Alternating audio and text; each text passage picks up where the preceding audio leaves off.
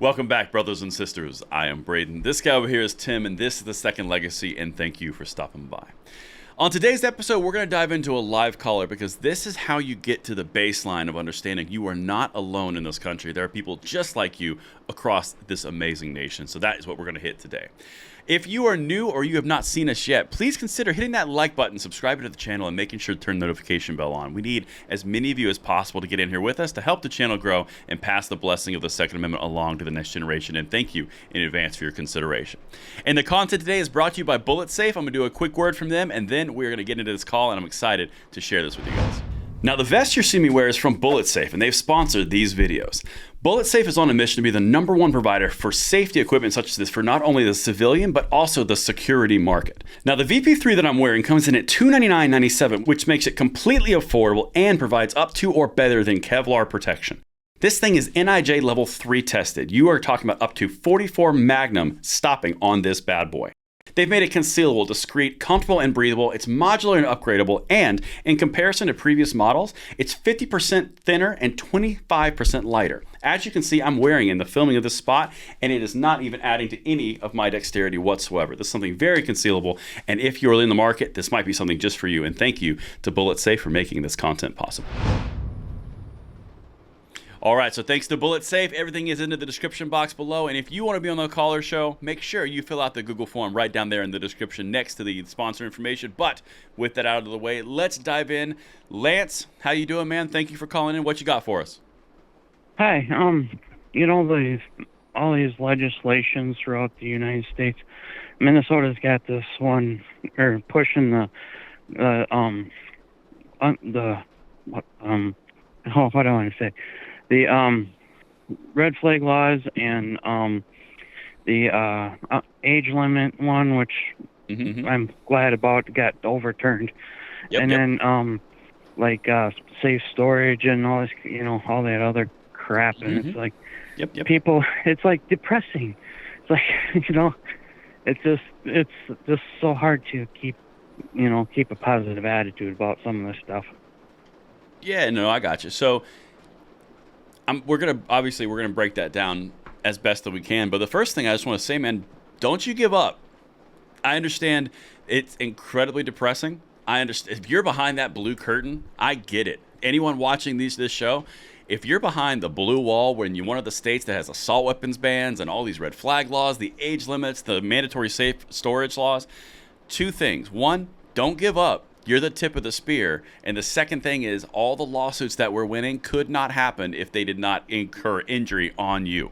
Keep that in mind. Now, I don't want to get on my soapbox too early because I've got an amazing talent partner over here. Tim, get in here. What'd you think, man? All right. Well, we often say this here on the channel. Don't get, kind of depressed about all Defeated. this. Because really it may look like, because especially if you do live in a state that has some of these laws, it can get very taxing and tiresome, right? Absolutely. But keep in mind, we are winning at the federal level and in the courts, and it's just a matter of time, based upon the current Supreme Court makeup and things like that, that we're going to get some of this stuff undone. As you probably know, in Virginia, a federal judge just struck down the long-standing law that bans 18 to 20-year-olds from purchasing and owning and using handguns. The rationale, they cited Bruin in the decision. And secondly, if you're old enough to vote, if you're old enough to serve this nation in the military, then you're old enough to be trusted with your Second Amendment rights. I mean, I've always said, how ridiculous is it that you can go off at the age of 18 and fight for this country, but when you come home, you can't even legally purchase a firearm. You can't do that. So it's great to see the courts making that decision. We have the Bruin decision. We have the Heller decision. We have all sorts of decisions right now that are reaffirming and propping up our Second Amendment rights. Yes, we have states that violate that routinely, and we're going to keep dragging those states into court, and we're going to keep winning, and we're going to keep pushing back. Any of these assault weapons bans in the 10 states that currently have them, we're going to get a federal ruling on that. I believe that in short order. I really believe that. Yeah. And so I think a lot of these laws are going to be struck down one at a time. I know it sucks living behind the blue wall, as Braden said, but just know that help is on the way, and we will eventually get this stuff beaten. Dude, that was a great way to say it. Help is on the way, because I get a lot of viewers on my own channel that are, I'm not going to say negative because that's not the right word. I would honestly say worn down. It's kind of what you said. It's so depressing. But keep in mind, in order to have these rulings that strike down all the gun control desires, they have to first implement the gun control desires. And if you live somewhere like Connecticut, if you live in New York, California, Illinois, Washington State, Oregon, all of these states are flexing against the Bruin decision, which in a huge ironic fashion, it's going to be the further undoing of their gun control desires, because they're going too far. They're pushing too far. They're going to create too much injury, and the SCOTUS, as Tim just alluded to, is going to intervene eventually on something. My own personal bet, it's either going to be AR bans and mag bans, or it's going to be red flag laws. I don't think red flag law is going to be first, but I think the assault weapons ban is right before it. But the biggest thing is, if you're in one of these states, understand that you got a lot of people behind you that are fueling these lawsuits that could not happen without you. So you're pivotal to that fight. That's a really important piece. And then the other thing here, the unconstitutional rulings that are not rulings, the laws that they're passing, they all have an Achilles heel, every single one of them. Whether you're looking at the Bruin decision, the Heller decision, or you're looking at the Second Amendment, you're looking at this most recent ruling that came out of Virginia with 18 to 20-year-olds. By the way, this is not the first time that's happened. They've had like 4 or 5 cases at the district court level that have done this over the past 2 years. Every single one of these has an Achilles heel. For example, the safe storage laws that you just mentioned. Safe storage laws cannot work if you don't know where every single gun is. Registries are federally illegal. Okay, well, that's a pretty big problem. Red flag laws have no due process. SCOTUS is not going to like that once they get there. It's just a matter of time, and that's probably the hardest thing for people to swallow is it's going to take time, but Tim said it. We are absolutely winning on a macro federal level, which is why you're seeing all of the consternation from the Davy Hoggs of the world or the TikTok boys or whatever you want to call them. I mean, Tim, what do you think? You think that's a good assessment? Yeah, I think so. Just saying. What do you think, Lance? How does that sound to you?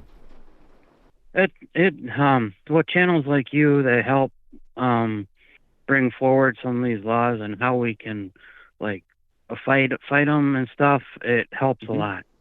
That's good. And I appreciate it. I mean, and you know, between like with you guys and Four Boxes Diner, which I watch a lot. It's like I like him because Four Boxes Diner because he breaks things down, then explains things in a layman's terms. Where it's like some other laws or some other channels, you know, they try to, but it's like not enough. And he does a very good job about doing that. Mm-hmm. And I appreciate all you guys on that aspect. Yeah, we appreciate that, man. But that's what it's all about. Is we're trying to get information out there because that's what's fueling these fights. That's what's fueling all of these wins. Because if you understand that fight, it's a lot easier to support that fight, if that makes sense. But I think we all have a place in that. And I mean, from the original OG channels like Tim's to one of the newer kids on the block like my channel or Four Boxes Diner or Armed Attorneys, we're all playing the role, like certain roles and certain niches in the field, and we're all oriented towards the same goal, and it's really cool to see because there's a lot of great stuff coming. I mean, honestly. And honestly, we all love to rip on social media and things like that. Yeah, we do. But the truth is, without social media, we wouldn't be having this conversation right now. So, right. Yeah, you know, Braden and I and a lot of my peers in the industry and, you know, the gun tubers, if you will, we've been fighting for years to stay on the platform of YouTube. They've wanted to kick us off many times, and they've kicked a lot of us off. But we've always fought behind the scenes through means I can't really go into, but we've always pushed back, and we've always, those people that were deplatformed, the vast majority of them got their channels back. So we keep fighting, and we keep fighting at the federal level. We keep fighting at the state level. And yeah, it really does stink when you're one of the parties that's wrong, when you're one of the victims of these decisions or these laws. But the reality is, like Braden said, we have to have people injured by these before we can take it to court, because without an injury, the courts won't hear the case. So yeah, it sucks. But the good news is we will get there. We're getting there. Every day, it seems like, well, at least every week, I wake up and check the news and there's some other really good news. But, you know, bad news seems to overshadow good news. And it's really easy to get sucked down the hole of negativity. Just realize, you know, if you see something negative, look for the positive because it is out there. And just try not to get sucked down that hole too far, because in the grand scheme of things, if you tit for tat weigh this out, we're actually winning and they're losing. And you can tell that by their actions. They're becoming desperate. Look at what they say and do on social media. Look what they're doing with these crazy laws they're passing that defy Supreme Court decisions. They're acting like a bunch of children. And as Braden said, they're just making it worse for themselves. They're digging their hole deeper, because the Supreme Court's going to take a look at this and go, what, are you guys nuts? Look, no. So we're going to get there. That's exactly right. Don't fret. Right. And thank you for calling in, Lance. It means a lot. And for those of you out there in Lance's shoes, especially the behind enemy lines, just know, like I said earlier, help is on the way. We're going to get there. Be patient. Get in the fight. Get involved. And we will ultimately win. We have to win. We have no choice. Liberty depends on it. All right, folks, if you'd like to be on the show, there is a link in the video description below. You can follow that link, and we'll contact you. We'll get you on the show. You can ask your question, make a statement. We can have a conversation, whatever you want to do. We enjoy all those types of conversations. Thank you for watching, and we'll talk to you guys soon.